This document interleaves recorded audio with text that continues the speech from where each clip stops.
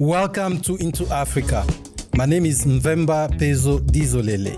I'm a senior fellow and the director of the Africa program at the Center for Strategic and International Studies. This is a podcast where we talk everything Africa: politics, economics, security, and culture. Welcome. Chad, located at the intersection of various waves of rebellion and contentions, Chad is nested between Niger, Nigeria, the Central African Republic, Sudan, and Libya. All of them are confronting different challenges that affect stability and security in the region. That is between the Sahel and Central Africa. Chad itself as a country has been confronting several waves of rebellion and conflict, including tensions between the North and the South, between Christians and Muslims. The rise of Boko Haram and affiliated insurgencies have not spared Chad. After the death of President Idriss Déby in April 2021, who was killed while fighting a rebellion, his son Mahamat Déby took over as leader of a transition at the head of a military council.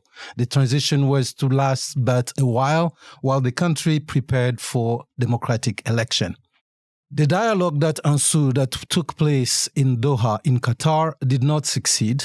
And in August 2022, it failed, and the people of Chad decided to voice their discontent. That is when they mobilized, and in October 2022, there were riots and revolts in N'Djamena and other parts of the country, which led to a crackdown that set a lot of people into prison. Some were killed and some went into exile. Joining me today to discuss development in Chad is Succès Masra, an economist at the African Development Bank who left his job in 2018 to found what he called the Transformateur. Le Transformateur is a grassroots movement which seeks to bring about democracy and transparency and good governance to Chad. Succès, welcome to Into Africa. Thank you so much. And let me take advantage of this opportunity to say Happy New Year to everybody. Thank you so much for being here. Thank you very much for coming, and Happy New Year to you. Thank you so much. To the people of Chad. You were an economist at the African Development Bank. It's a big organization based in Abidjan. Why did you leave? Why did you feel the urge to go back to Chad? Coming from where I came, born and raised in a small village in Chad, with no opportunity, no electricity, no clean water, etc.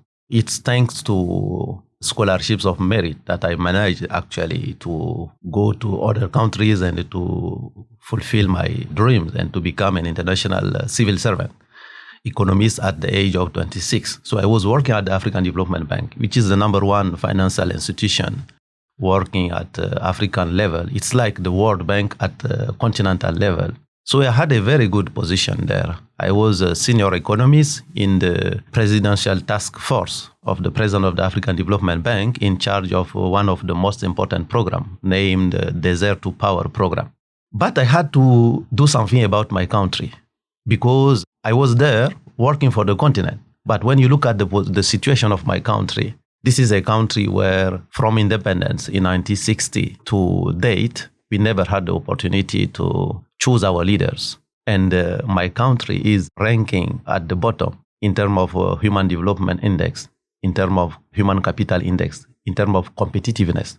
Out of the 17 million of Chadians, over 16 million don't have access to electricity, clean water. In terms of education, we are at the bottom worldwide. So my sense is that there was something to do about the leadership in place. We had a president in place for almost 3 decades. And this is the result of this governance, which is a poor governance. So I felt that there was something to do, considering the fact that in 2018, he basically changed the constitution to become a president for life, to cancel the position of prime minister, basically to prepare himself to become like a king in our country. So we thought there was something to do about that, to change the leadership. And this is why I resigned from my position and I went back to the country to launch this grassroots movement, the Transformers, which basically became the number one prominent opposition party in Chad. The motivation was to be able to contribute to change in your own country. But I imagine, from what we know about Chad, the repressive approach to governance from the regime, people being thrown in jail and so on. When we talk about a 30-year presidency, it's typically not done in peace. It's what we call a dictatorship. Absolutely. We were organizing what we call election without democracy. And it was like Deby against Deby for almost 30 years. And he was there for 6 terms. In many African countries, when we reached the 3rd term, it became a problem. But in our country, he was there for 6 terms. The soldiers of Chad, my people, the same people who helped in the liberation of France in early 1990s, like during the World War II. So we continue this kind of, this is one of the strengths of our people. So he used the fact that military people in Chad are helping in the fight against terrorism. And we saw that the international community was silent on what is going on in Chad. So we had to do something about this. So the choice is whether we fight for democracy or we accept the idea of this dictatorship, which finally turned into a dynasty kind of transmission of power. So this was the point. So we had to do something about this. It became very clear that the people of Chad, like 70% of the population, are less than 40. So they only knew this same president in place. But this is a new kind of generation, my generation. We represent the majority, the vast majority of the population of Chad. And this is why when we came and we launched the Transformers, for almost 3 years, the general, the dictator, Deby, who was there, refused to give us the agreement. The license. The license to become a political party, despite the fact that everything was correct. And then I was running against him for the presidential election in 2021. 2021. Yeah, and he decided to raise the minimum age in the constitution from 35 to 40 because I was 38, exactly his age when he came in power. But 30 years later, he decided that unless you are 40, you can't run for office. So he introduced what the Chadian population name now the anti-Masra clause. But basically, it's not just anti-Masra because he was targeting me. Basically, he was targeting 80% of the population. So this gives you the sense of the kind of challenges we went through. And we organized like for almost 15 weeks, every Saturday, peaceful protest to say no to this 6th term and to ask for a change in the country. And it's following that, finally, he died and we enter into this kind of period of transition. So you go back to Chad, you leave your job in Abidjan, you seek permission, meaning registration to get a license, to register as what at this point? As a political party, as an NGO? And beside being denied the registration, the license, how are you received in reality on the ground? Because it seems like you were able to mobilize people. But how is that experience? Can you tell me a little bit of that experience? It was tough, challenging. We had to receive tear gases. We have to go to jail. We have to be arrested, etc. But this is the price to pay. Did they arrest you when you landed? No, I didn't arrest me when I landed because when we launched, it was a call. I made a call in social media, by the way. This is a new generation. So, I made a call. I called for everybody, every Chadian, despite where you live, your background, your social background, your gender, your religion, your region. It was a call for the energies of Chad, the positive energies of Chad, within the country or outside in the diaspora, to gather and to release the positive energies to transform the country. And we put the name in plural. Yeah, the transformateur. Okay. The transformateur, the transformers. Because we believe in diversity. We've thought that it's important that our country should be transformed into a rainbow kind of a country where, no matter where you come from, if you believe in your country, if you are a patriot, you can join. So basically, across the country and in the diaspora, people were just joining. So the first event will happen. When you launch this on social media, then what? Yes, in the social media, this is where I was even surprised. But the number of the people who joined the movement, at that time it was a movement. Before the Transformers, a movement, independent leader can run for office, etc. When we launched the movement, and it became clear to everybody that this movement is become the number one kind of a political organization, then the president decided that you need to transform a movement into political party. So we enter in this process. So because many people were joining the movement, they decided that what was possible, the transformation to get a license for a political party, you needed 45 days. They changed it from 45 to 6 months. And after the 6 months, despite the fact that we had everything, we remained there for almost 3 years. But at the end of the day, we got the license because people of Chad want the transformer to become a political party, and we continue the pressure. So finally, we got the license, and then we continue the idea of bringing the real change. Because this, at the end of the day, it's about making sure that we build a more just, inclusive, democratic, and equitable kind of Chad. This is the vision we have based on servant leadership, where basically you can serve. And to serve your country, what you need is patriotism, your energy, your talent, what we call the ilm, brain, and your energy, and you can help no matter where you are. So it was about making sure that Chadian people understand that they can't change their situation, that nothing is impossible. This was the main idea and the DNA of the transformer. So basically, everybody is a change maker and can join. So we wanted to transform every citizen into an office, a mobile kind of office, a mobile kind of transformer. And this quickly became like something that the whole population accepted, and this is where we are now. When you launched the movement, of course, a movement, people just declare themselves, I'm part of the movement. You organize rallies, people showed up. The substance of those rallies, what were the substance of those rallies? Because at this point, people don't have to register. If it's a movement, you just come, bring yourself and join. So fortunately, people have to register. To date, for example, we have over 300,000. They register online using Google Doc. Very simple. And then we launch an app, app Transformers Adapt Africa. And that's it. So people go there and they can register in 30 seconds. And when they register, those who have cell phones, the beauty of Africa is that many people have cell phones.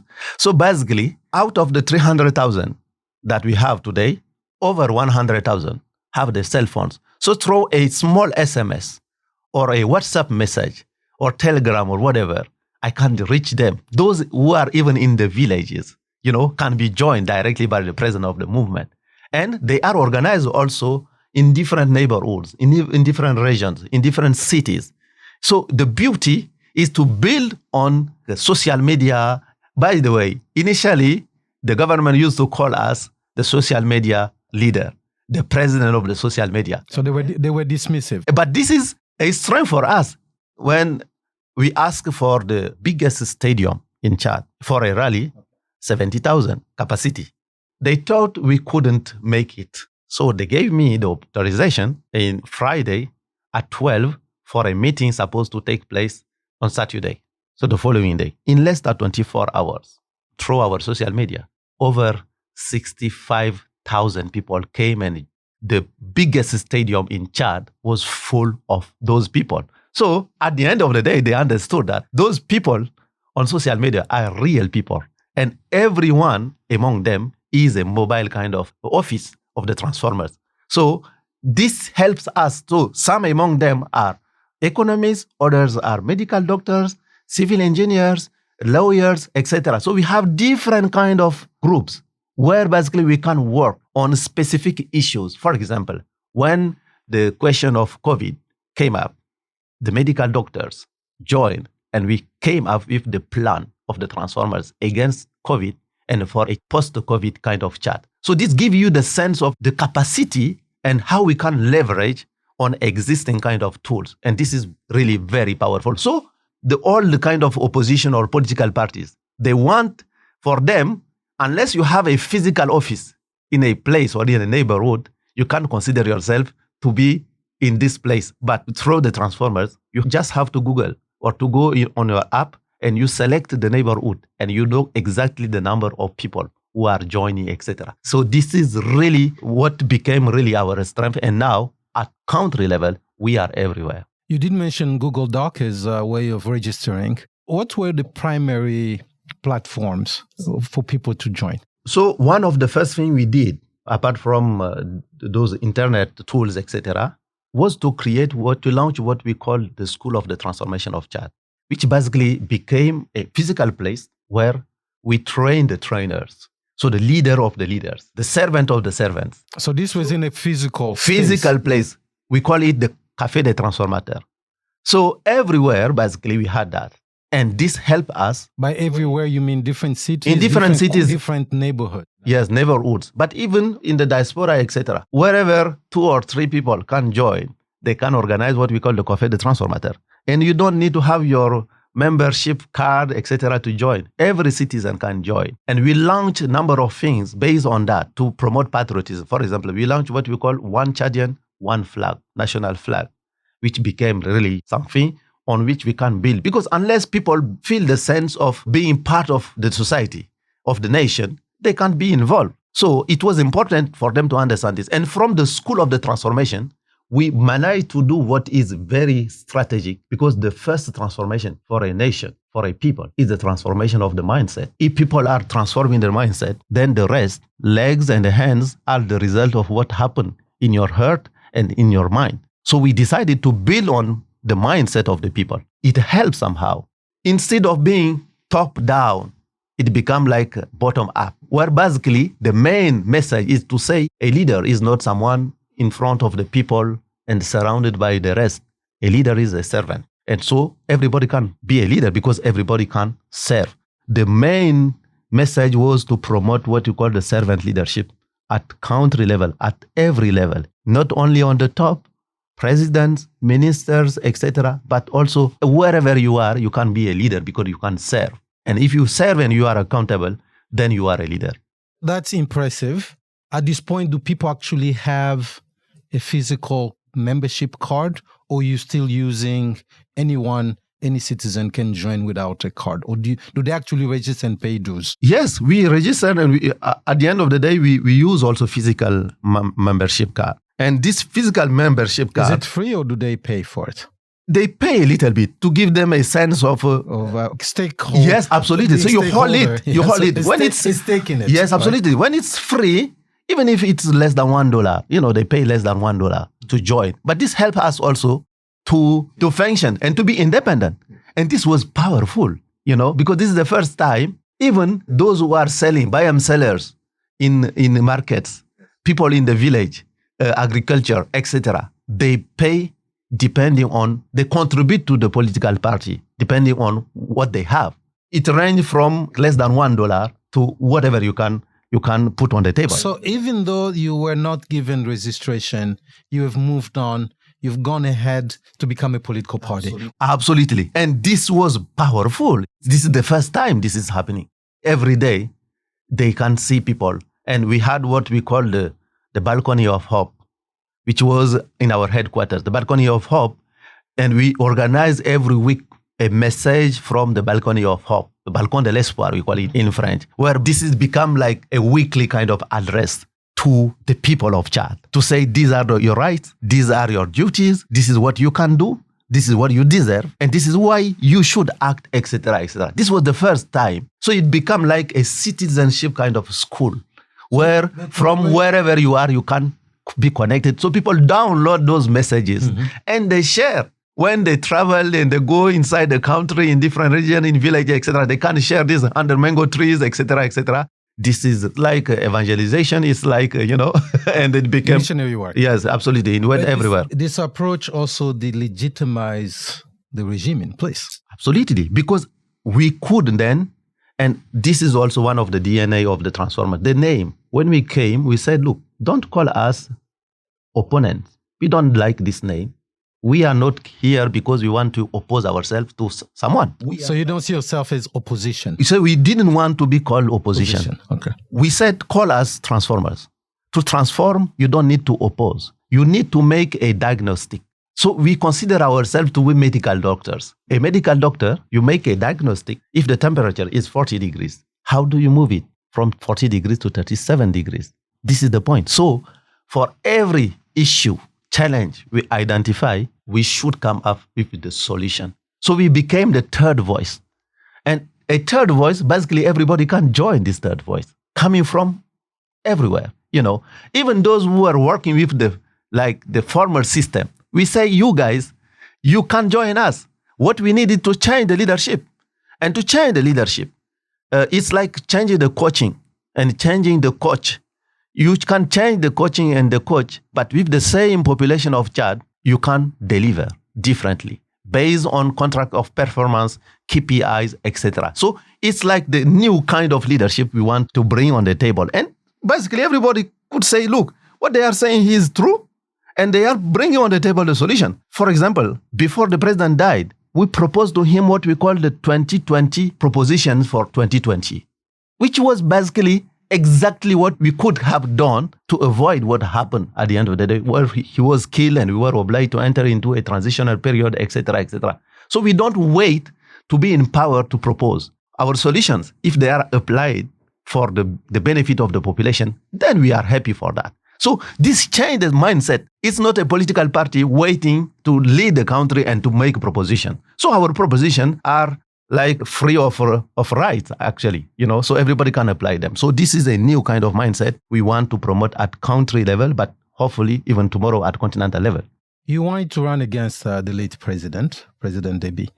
If you were not recognized as a political party, if you were not recognized with a license, how would you have planned to get on the ballot? I mean, this is what you're saying is revolutionary, but still you have to have an electoral commission that acknowledge your candidacy. Yes. This was, because when we go, we believe in diversity and the plural, despite the fact that they try to refuse us the license to become political party. But we have the basis.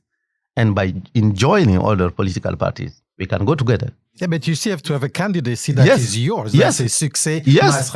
Candidate number one or whatever. But backed by, a coalition. This is something which was possible. So they understood that this was going to be the case. You'll have been nominated by a coalition, even though you then, which they couldn't bypass. Absolutely. Okay, so that therefore they had the law. Yes. So this is why he decided to change the age in the constitution and to raise him from 35 to 40. Okay.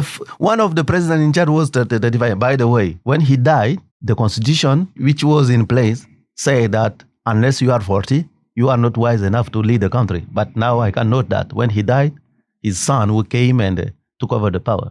And once the candidacy was closed, he asked me to come and propose me to become prime minister instead. So this gives you a sense of how he was afraid of this political movement, because he was sure that we were going to win the political election. Proper. You're saying after President Deby's father died in April, his son, General Muhammad Deby, became the head of the council.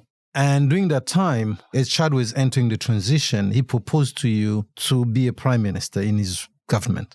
Deby Senior first. Oh, Deby Senior himself first, the father. Because I met with him 4 weeks before he died. I was the last political leader to meet with him. And what he wanted to propose me was to become prime minister. And my response to him was that I didn't come back in this country for my personal interest.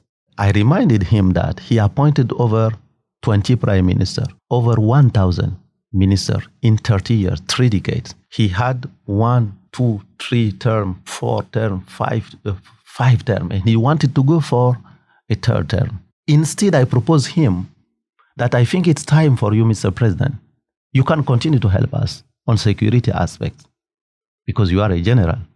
At that time, he was general, but about to become marshal. You can't help us on security aspects. We are happy to work with you on that, but we think that what our country needs is a fresh air. So you don't need to go again for this 6th term, which is really not what the people of Chad need. So we need to change the coach and the coaching. So this was my response to him. I would prefer that he listened to me. So I proposed to him, instead of organizing the election, to organize a transition. And he said, look, go and put this on paper and send it to me. I did that. I consulted the rest of the population, and we proposed 5 ideas for a kind of honorific kind of exit for the president and to release the energies to transform the country. And when he died, many people came and tell me that he wanted to accept this, but people surrounding him, etc., they said, no, never do that, etc. Finally, 4 weeks later, because the pressure inside the country and the pressure coming from the rebellion, those 2 pressures led to his death, unfortunately. If he listened to us, maybe he could be alive. He can become then the father of this new Chad, real democratic Chad. This was the offer on the table. So it gives you a sense of where We moved and now we enter into this transitional period. There have been a lot of reports around his death. I don't know if as a Chadian, you have a better perspective than the rest of the world. Was he killed at the front line fighting rebels? Or there have also been other reports about a palace type of discontent. Is there any more clarity on that in Chad? We will know that one day. We are not sure. Okay. We request an independent kind of inquiry on that. But nobody is caring about this, which gives you a sense of what is going on. The question is, who was the beneficiary of what happened? To date, it's not the population of Chad. We wanted President Deby to step down, to resign, but not to be killed. Finally, he was killed. Who were the beneficiary? Those who took over. Okay. So those who took over, they agreed on a transition, which I suspect was also the will of the Chadian people. Absolutely. And even the international community. Yes. And then they went to Doha and tried to bring everybody around the same table. That failed. Why did it fail? And where are we today in the transition process? Because your group, the Transformers, eventually protested the failure of that and demanded that the process move forward. This led us to October last year. Yes. Yeah? The bloody Thursday. That was the bloody crackdown, which I presume that's when you left the country. Absolutely. To protect yourself. So what happened? Where are we?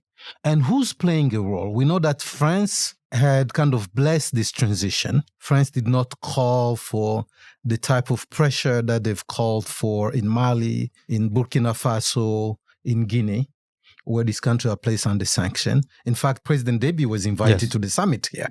Where are we? Yes, so I fled the country to raise awareness on what is going on Chad and to bring the question of Chad at the United Nations level.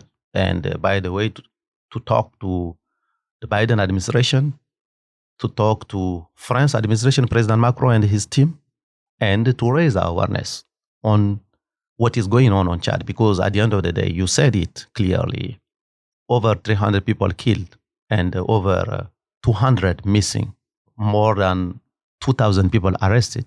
Even after 20th of October, they came in my headquarters. They arrested my close security staff and staff members, 27. The information we have is that 23 out of the 27 were killed and their bodies. I'm sorry to hear that. Thank you. Their bodies thrown in rivers. They organized this kind of Stalinist kind of trial where basically they sentenced to up to 3 years over 400 people in this what we call the Chadian Guantanamo, this prison of high security in the desert. So this gives you the sense of what happened. But why did we get to that situation? President Deby died because of two main pressures. The internal pressure led by the Transformers against the sixth term of President Deby.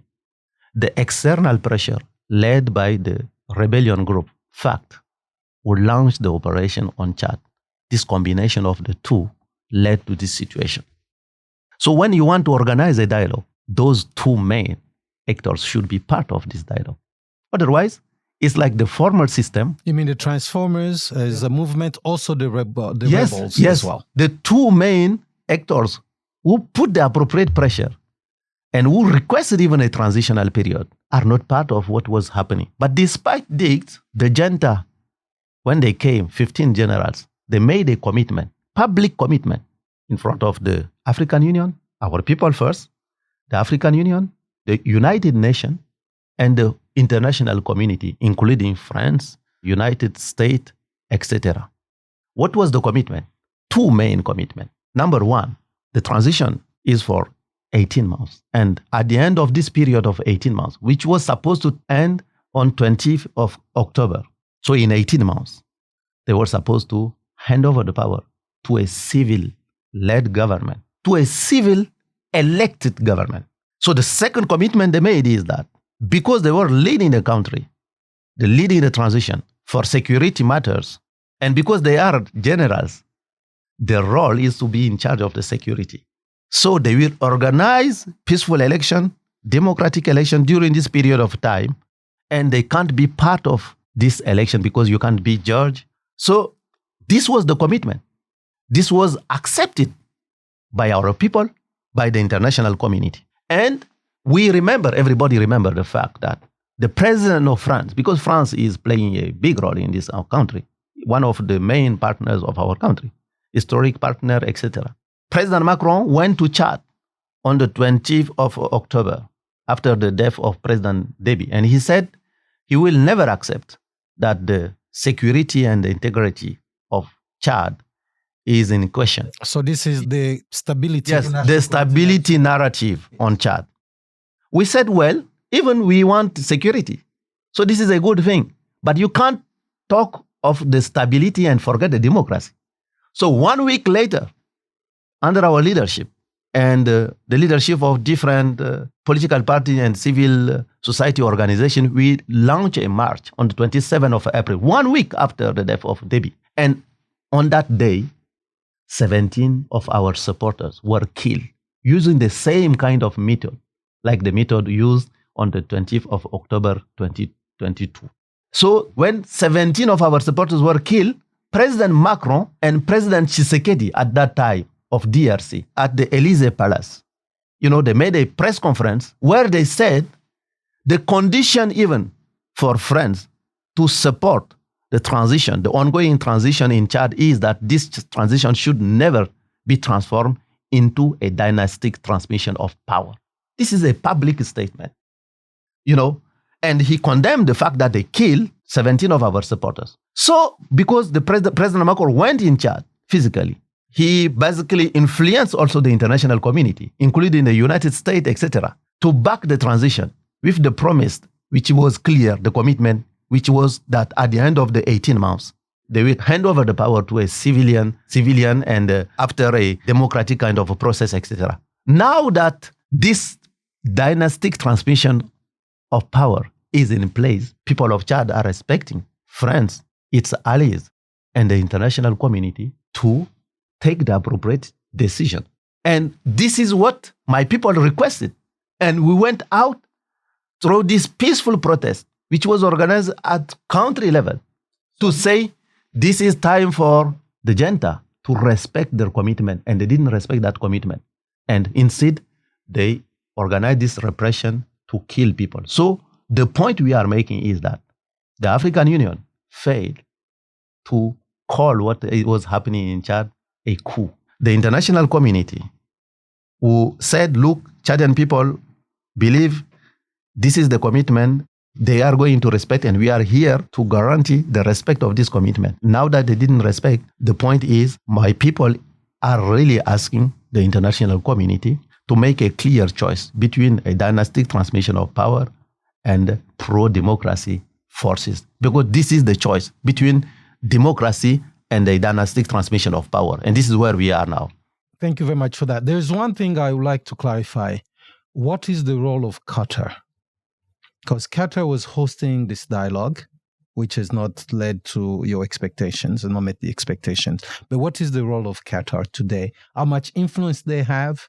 Because even during the rebellion that killed President Déby, people were suspecting that Qatar may even be supporting some of. I don't know the region as well as you know. What's the dynamics there, and what is the role of Qatar?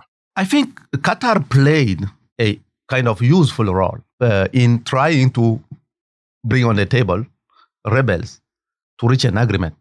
But this agreement was not appropriate because at the end of the day, the main rebels were not part of this agreement of Doha. And even the Qatari people acknowledge this fact. Mm-hmm. So they did their best. The point is that the junta created fictive kind of rebels and sent them from N'Djamena to Doha to be part of this agreement.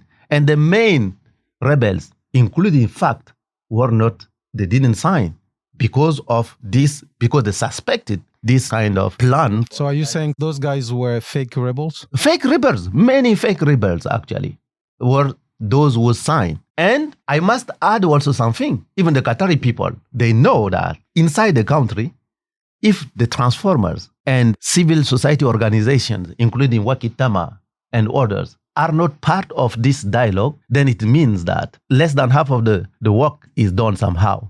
So they made it also very clear to the leader of the junta. I must add also something. Many attempts to make sure that this junta respect its commitment were organized, including direct meeting. We met 8 times with the leader of the junta. I met with him 8 times. With Debris Jr. To push so that he understand that he shouldn't be worried. And even the general shouldn't worry because they can't continue to help us on security aspects if they respect their commitment. We met with him 8 times with the former president Gukuni, who is still alive, and Gukuni Wade. And starting from June of this year, initially he was saying he was not going to run for office. And then starting from June, before the dialogue, the national dialogue, he said he want to run. And for me, this was not acceptable because initially he was saying, as you said, at the international community, that he was not going to run.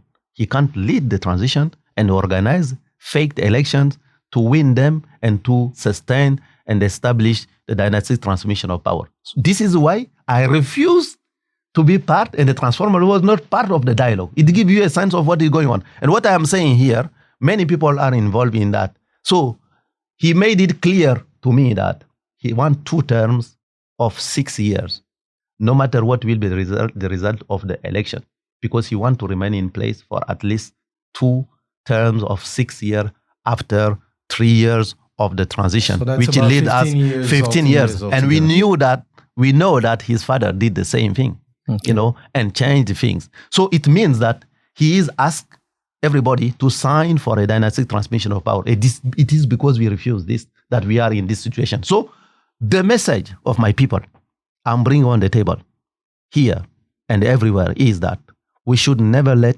the darkness of a dynastic transmission of power overcome the light of democracy. This is the struggle of our people.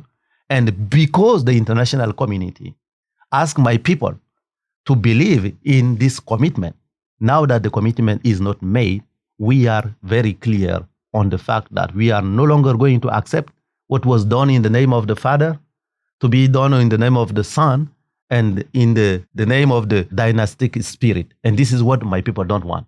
What is the state then of relationship between Qatar and Chad, given that Qatar had put its credibility on the line hosting this?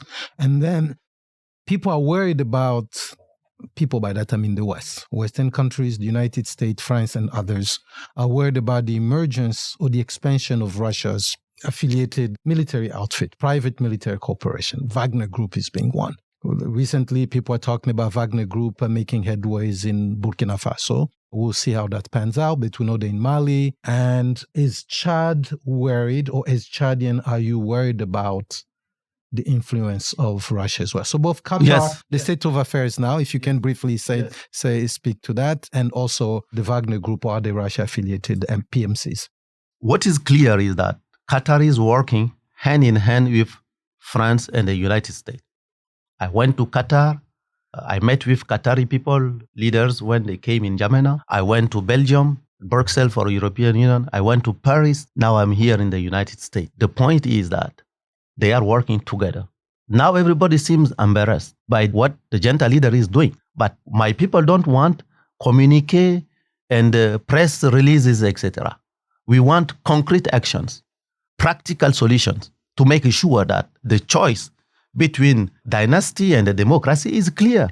And this is our message. And if people are afraid that some leaders can sacrifice the democracy and go with Russia, then what about the people of Chad and of Africa? It is because, and this was a mistake, I think, made. The United States didn't call what happened in Chad a coup. The French didn't call this a coup. Then they influenced somehow the African Union, which said this is not a coup, but 18 months is mandatory. This is the red line. Now that the red line is crossed, what is the solution they are putting on the table? This is the point I am raising. So my people can't accept that we don't deliver on democratic dividend, because if we push for democracy, then those junta leaders, they may go with Russia. So this is going to become like something we can never accept. And Africa has changed. Do you think, do you think that these Russian groups are pushing to come into Chad? Do you think that the Chadian government is considering that as an option for their own leverage? The information we have is that they are already working in a sense or in another. People are informed about this, what I am saying. But if the senior democracy countries, including the United States, France, if they say they believe in democracy, this is our common values. We were trained in same schools. We have the same kind of values. This is why I am here, because we believe in democracy. And we think they want to deliver with Africa on democratic and development dividend, which means that it's important that the United States, the United Nations, those who believe in democracy, bet on democracy and on democratic leaders, on pro-democracy leaders. And they need to support our people, because what is clear from what we said from the beginning to today is that we have the vision in place. The people of Chad believe in this vision. What the junta is saying that we don't have weapons, and they are trying to stop the dialogues that we organize using weapons. They try to stop the peaceful protests we organize using weapons, and they made it very clear to me that, and to the people of Chad, that they are not respecting their commitment. And if the international community, those who believe in democracy, don't act, it means that the signal which is sent is that if you want to be heard in Chad, bullet is stronger than ballot. And if this is the message, it sends a very bad message, not only to Chad, but I may say even in Central African region, where finally dynastic transmission of power will become the rule.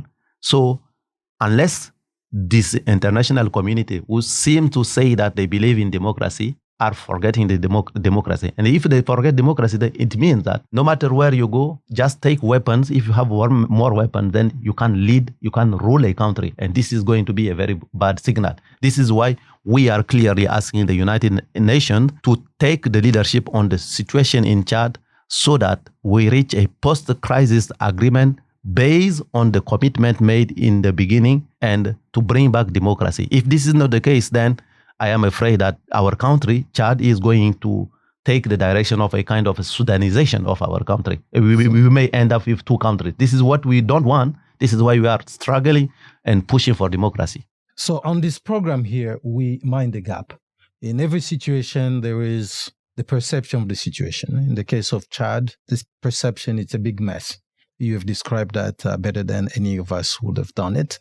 But then there's also the reality of Chad, which is Transformateurs being one of the forces in Chad, Wakitama and other groups, other movements pushing forward. Where is that gap? How do we bridge that gap? Can you briefly tell us what we should know as the world, as the West? You have said that a few times, but how do you quickly bridge that gap if you're the magic wand? Absolutely. If you can briefly address that. Look, the international community should change the narrative on Chad. The existing narrative is this kind of one-legged Chad, helping on security aspect, etc. But even on the security aspect, our forces are at maybe 20% of the potentiality. So we need to transform, to move from 20% to 100%, where basically our army will become a national army. Today, it's a combination. A national Republican army. A Republican army. Today, this is a clan-based kind of army. So the military support coming from the United States, coming from Europe, etc., are helping this clan wing of this army to protect not the security of the people of Chad, but to protect the power, which is a clan dynastic armed power. So this needs to be changed. So it's important that we push for this national army. And this needs a strong transformation. So this is number one, which is not possible unless you have a democratic country, like a democratic leadership in place. The second thing is this reality of Chad. 70% of the population less than 40. They want electricity, clean water, jobs, education, basically, and security, etc. These are the vast majority, 17 million people. In a country full of oil, gold, Arab land, etc., livestock, but which is at the bottom worldwide. How can we accept this? So it's important that the international community open its eyes on this reality of Chad, which is a child looking for opportunity. And we are not trying to avoid the security aspect, but what we are putting on the table is that the international community should bet on this Chad transforming from a one-legged country into a two-legged country. Because a country is like a human being. You can't choose between your left leg and your right one. You need both of them. If you are a bird, if you don't have your two wings, you are not going to go further. If the international community liked Chad of today, which is a one-legged kind of Chad, tomorrow they can have a stronger Chad, which is a Chad based on the two legs, where security and the development. And when you say development, it's possible only when you have a democracy in place and the legitimacy of people elected. So this is the struggle of our people.